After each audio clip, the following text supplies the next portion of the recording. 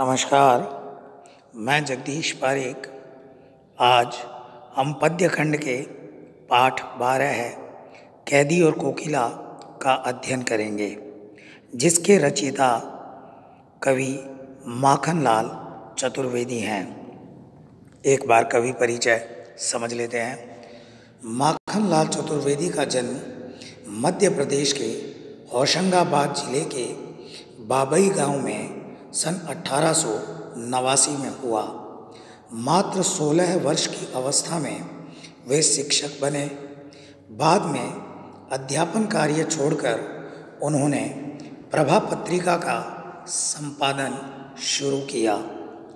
वे देशभक्त कवि एवं प्रखर पत्रकार थे। प्रखर अर्थात बुद्धिमान। उन्होंने कर्मवीर और प्रताप का भी संपादन किया। कर्मवीर और प्रताप जैसे पत्रों का संपादन भी उन्होंने किया।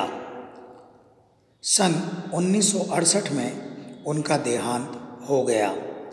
हिम किरीटनी, साहित्य देवता, हिम तरंगिनी, वेणु लो गूंजे धरा उनकी प्रमुख कृतियां हैं। उन्हें पद्म भूषण एवं साहित्य अकादमी पुरस्कार से सम्मानित किया गया है। माखनलाल चतुर्वेदी की रचनाएं राष्ट्रीय भावना से युक्त हैं। उनमें स्वतंत्रता की चेतना के साथ देश के लिए त्याग और बलिदान की भावना मिलती है। इसलिए उन्हें एक भारतीय आत्मा कहा जाता है। चूंकि उनकी कविताओं में आज़ादी की चेतना के साथ देश के लिए मर मिटने का संदेश भी पाठक को, श्रोता को प्राप्त होता है, इसलिए उन्हें एक उपनाम दिया गया, भारतीय आत्मा। इस उपनाम से उन्होंने कविताएं भी लिखी है और इस उपनाम से उन्होंने कई कविताओं के लेखन कार्य को भी किया है। वे एक कवि कार्यकर्ता थे और स्वाधीनता आंदोलन के दौरान कई बार जेल गए।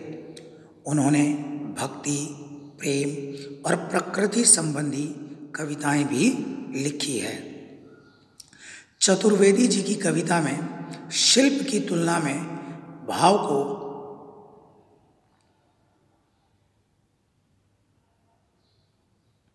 अधिक महत्व दिया गया है। कवि माखनलाल चतुर्वेदी शिल्प, अलंकार, छंद, शैली, भाषा, पद योजना की तुलना में कविता का मूल भाव, कविता समाज में जिस संदेश को दे रही है उसको अधिक महत्व देते थे। उन्होंने परंपरागत छंदबद्धता, रचना के अनुकूल शब्दों का भी प्रयोग किया है। छंद साहित्य शास्त्र में किसी कविता को लिखते समय पंक्ति में जो मात्राओं और शब्दों का विधान होता है, तरीका, उसे छंद कहा जाता है। तो इन्होंने परंपरागत छंदबद्धता, रचना के अनुकूल जो शब्द होने चाहिए पंक्ति में, उनका प्रयोग भी इन्होंने किया है।